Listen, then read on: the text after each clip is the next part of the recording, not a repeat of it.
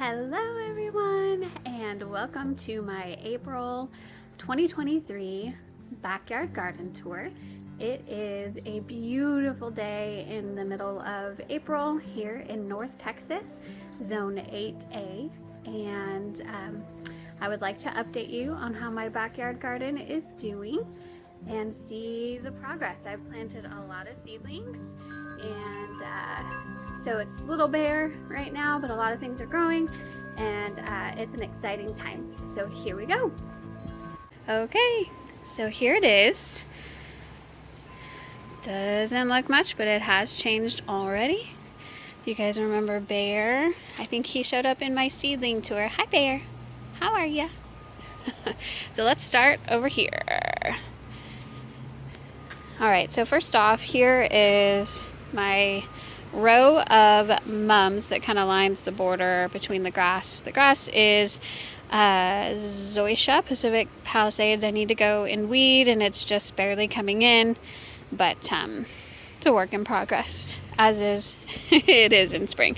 But the mums are really coming in really well, and again, just like my front garden, I really encourage y'all to add mums to your garden landscape. For me, here in North Texas, at least the yellow ones will bloom in the spring and then sporadically in the summer, and then they do their huge show in the fall, which I think it's amazing. I mean, they're beautiful and they're mounding. I love mounding flowers, but it's really pretty. Okay, so I did, if you saw my March garden tour, you saw a lot of orange cosmo seedlings coming into this bed right here, and I did take most of them out, but I decided to leave a few.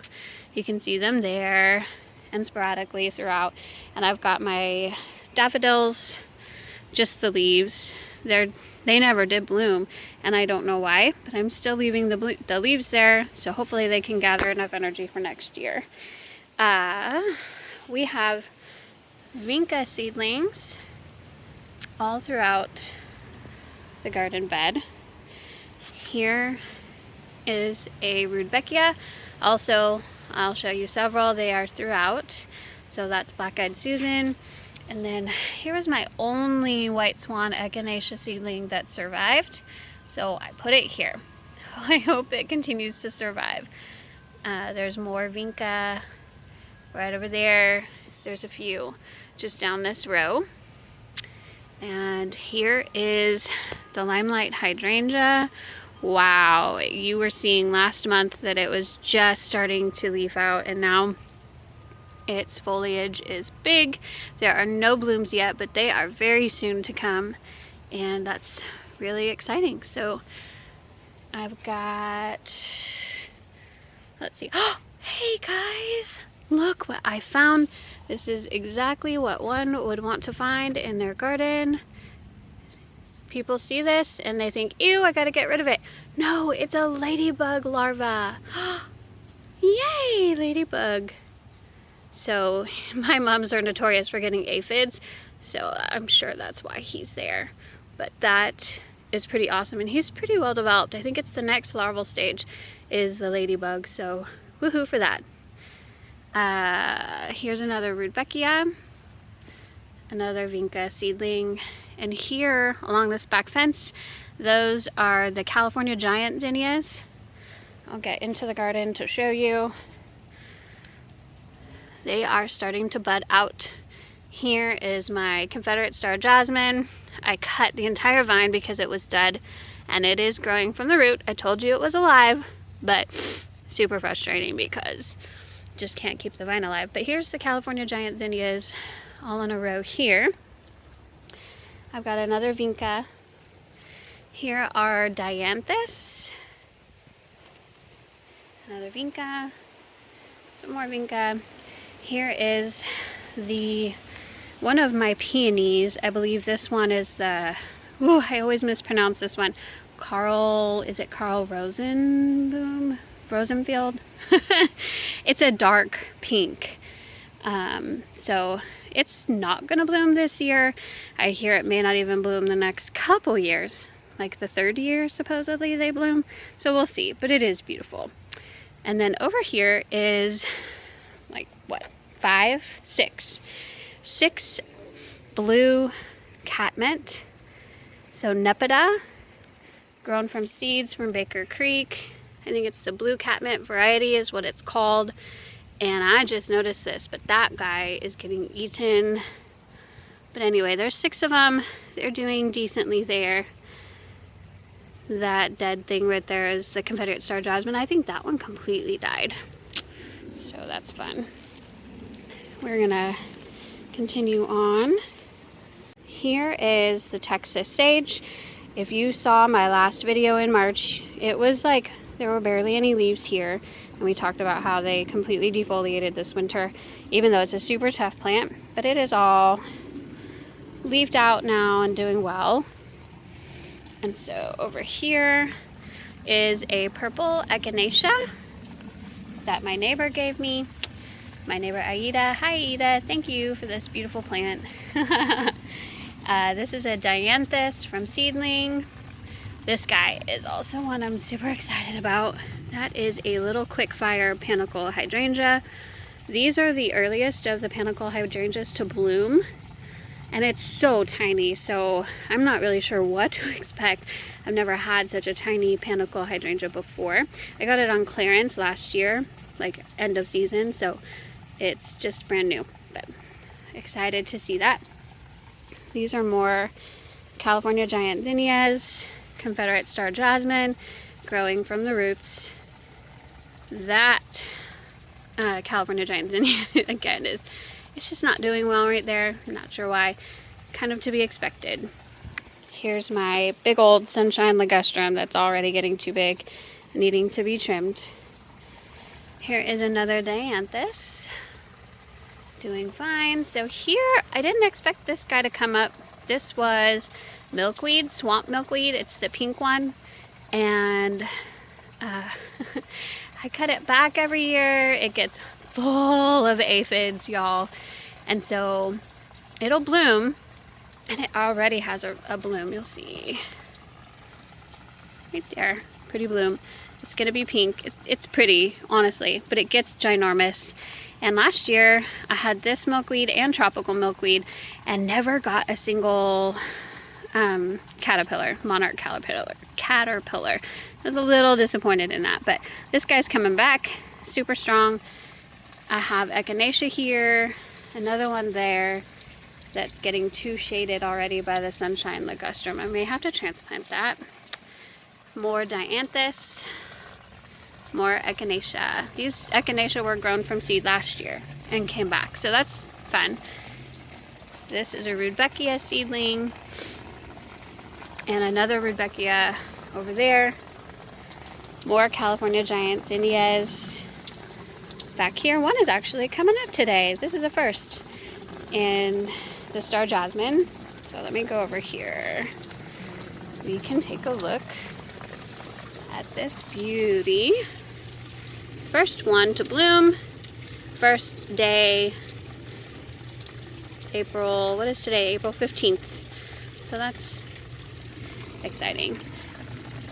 This is my Midnight Marvel Masquerade, the last plant to come alive for me in the garden, and so it's got some new growth. I am really excited. It will have like a burgundy foliage and bright red big blooms, so it's a gorgeous plant. I have my water feature here. I don't know why it just stopped. And I have canna lilies growing on the side right here. Okay, I just turned the fountain back on. I don't know why it turned off. But one thing I wanted to show you over here, tucked in, kind of protected behind these Cala canna lilies, is another purple bellvine. And again, I just transplanted these. They do like moist soil, so with this water, when the water fountain is on, this gets very, very moist, but it is well draining. And so it's gonna hopefully grow up this pole and up here to the water feature. And I have another one on that side. So that's super fun. go back behind here.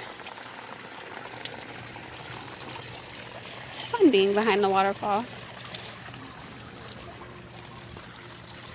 Okay, so here is the other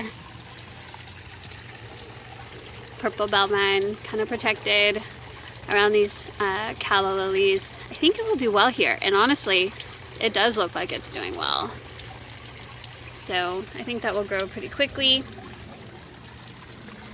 And over here, it's so far down, y'all. That's how uneven my patio was.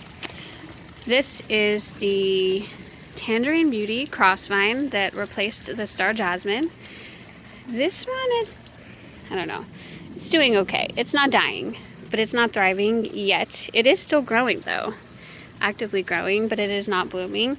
Whereas that one, look at those beautiful blooms. And unfortunately, they're kind of behind our patio, but eventually this will grow all the way up. It will be evergreen, and then every spring we will have beautiful corally, pinkish, yellowish blooms like that all over these trellises.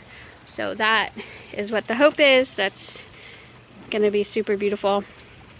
And I love it. The crossvine is working out really well. They're doing beautifully right there. So here is a little secret garden entrance behind here that I'll take you through to my side garden, which for years and years has just been weeds and mud. And then I turned it into a garden bed last year. Super happy with how it looks. And we'll start right here. Is the Sarah Bernhardt variety of the peony, which is a light pink. I have light pink here because I have a hydrangea hedge, well, a row of 6 endless summer hydrangeas there that will be pink or blue, not sure yet, but that'll be nice and kind of matching. Our HVAC just turned on. Sorry about that. I have, if you watched my front yard garden tour, I grew Pinto Mix coleus, and so there's one of the seedlings there that is beautiful. This is not like light reflection. This is how the plant really is. This yellow that's in there is beautiful. This is an amaryllis, believe it or not. I'm sorry, y'all. I'm changing. There you go. Amaryllis. I had these. Oh wow, it's even growing new foliage. Interesting. I bought, oh, what were they called? Rapido amaryllis bulbs for Christmas time, and then gave them as Christmas gifts. And beautiful, beautiful multi-bloom red amaryllis. And then now after the blooms, you know, I cut them off, and then you can plant them in the garden once the temperatures reach above 50. And I put it in a kind of protected spot near the patio, and it's more shaded here, like part shade type of environment right here. So I think it's gonna do really well. And there's a boxwood. Again, I think it's a baby gem. Okay, these are really funny, you guys. These are supposed to be impatiens grown from seed. It's like, this thing is maybe 18 inches tall, 24 inches tall, and I have 4 of them that I planted here because this is, like I said, like a shade / part shade environment. But if you look closely, what does this look like to you? To me, and I honestly haven't been able to successfully grow them, to me it looks like tomatoes. Does that not look like tomatoes? With another thing that I grew from the seeds, the impatiens seeds that I got from Home Depot, I think they're Fairy Morse is the company. I did grow 2 orange cosmos from that seed packet. And so the other ones that have survived look like this. They're way taller than impatiens are supposed to be. They're not blooming yet. They don't look like impatiens to me. They look like tomatoes. Let me know in the comments what you guys think. Or, yeah, I did a Google lens search and everything, and it says, like, big boy tomatoes is what Google thinks it is. Oh, wait. Look. Look, look, look. I do see blooms.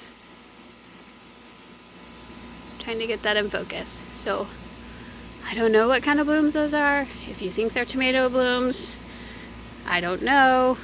Or maybe they're impatiens. But if so, that's a really big impatient plant. Going back over here, I have daylilies. There's actually 3 of them. It tripled itself. I still don't see any blooms though.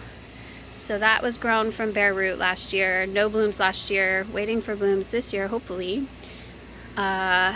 This is rose mallow that, again, my neighbor Aida gave me. Thank you, Aida. I've never seen it bloom. It was an end of season clearance plant, so hopefully that will be pretty.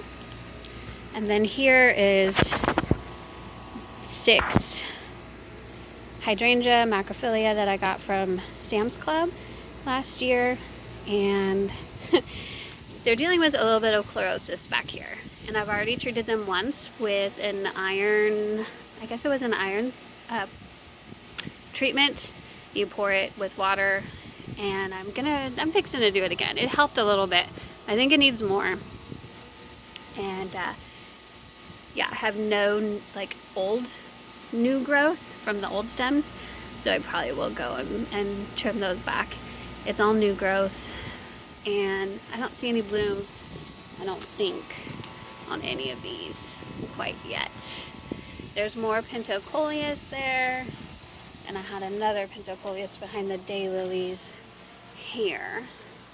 They're getting eaten back here. I know I have snails and slugs. I need to go in and treat that, but just looking for any buds here. I don't see any.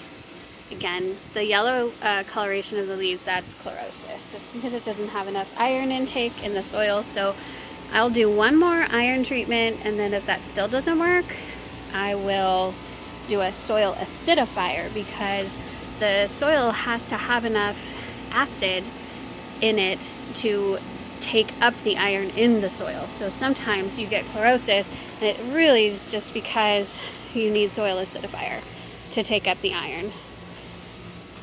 So there that is. Back up here to show you all of my potted plants.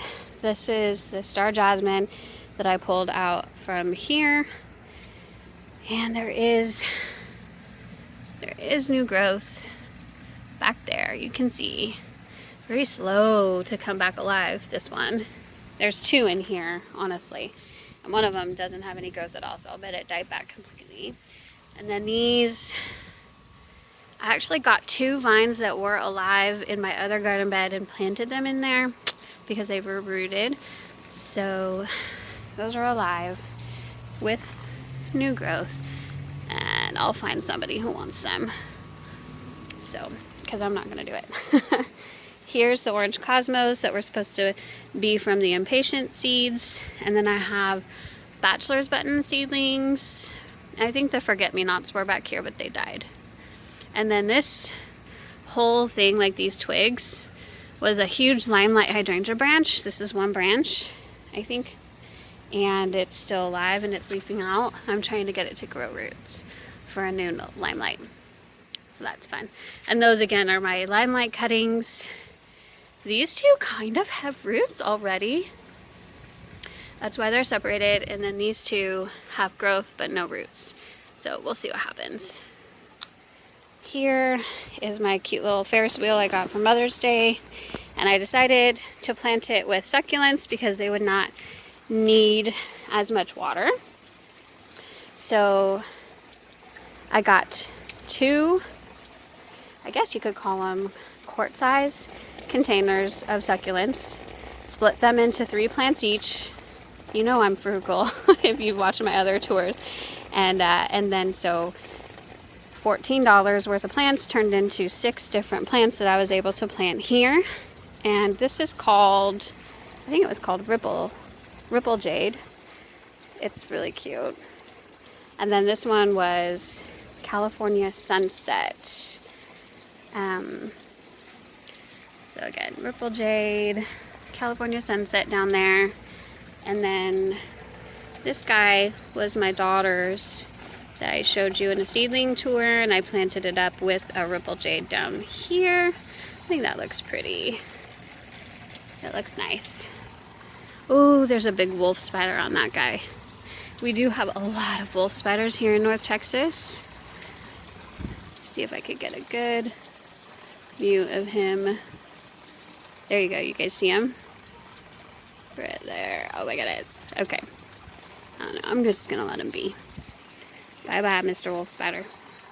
So here's my strawberries. I did get a ripe strawberry from this guy already. My daughter ate it and said it was delicious, but all the strawberries are so tiny and I don't know. I think the whole, there's one.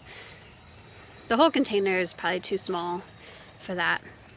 Here is a new pot. It is bunny-tailed grass in the center, 3 of them, and then, gosh, 1, 2, 3, 4, 5, 6 gomphrena around the edges. So it'll be like really tall bunny-tailed grass with little bunny tails, and then surrounding it will be these beautiful truffula pink gomphorenas. Well, salmon pastel technically is what they are. I think that will be really pretty. Here is a California giant zinnia about to bloom with a dianthus. These are all my seedlings, and a rudbeckia. Here is my only balloon flower to survive. And it's just not growing, it's not thriving.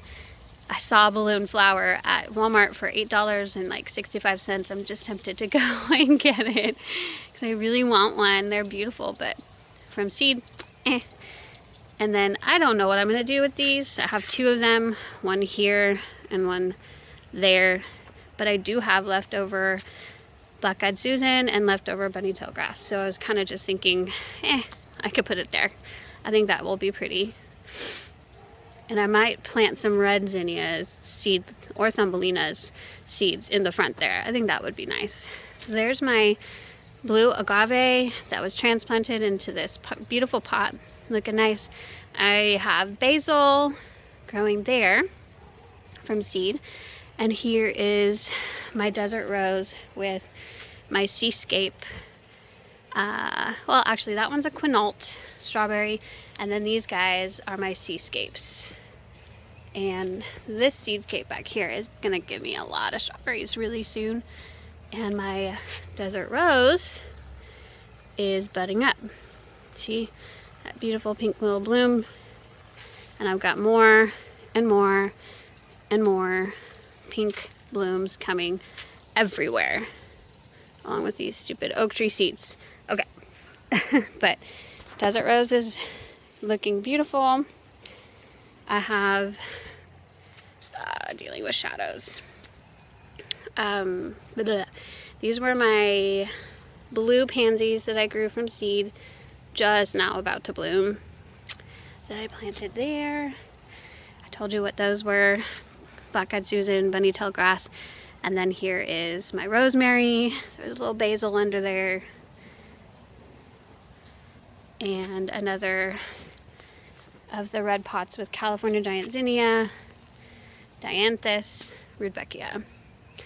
And then this is the same pot as I told you from the other side over there. It is bunny-tailed grass and then gomphrena on the edges. One last thing to show you are my fuchsia plants. So, I can't see. Okay. Trying to save a little money this year. Couldn't find fuchsia very many places. Fuchsia we planted 2 years ago and it did fantastic in these hanging baskets. And this year Walmart came out with their fuchsia potted plants like a month ago, but they were $17 each. Really not bad. I just decided, not really right now. Now they don't have them anymore, but they did have miniature, like smaller, not hanging baskets, but they had smaller ones for $5 and like 75 cents. So I got 2 per basket and planted them up. So they're not huge and spectacular right now, though I think that is absolutely beautiful, and they'll hang over. And I think fuchsia will do really well there. So you can see that one, not as big It was kind of a different variety, that middle one. And then there's this other variety here. So again, $11 per pot. I saved myself some money there. So, all right. Well, that concludes my backyard garden tour for April 2023. Thank you so much for watching, and I will be posting monthly garden tour videos for front and backyard, so please subscribe, and I'll also be posting just different various other videos along the way too. Have a great day. Bye-bye.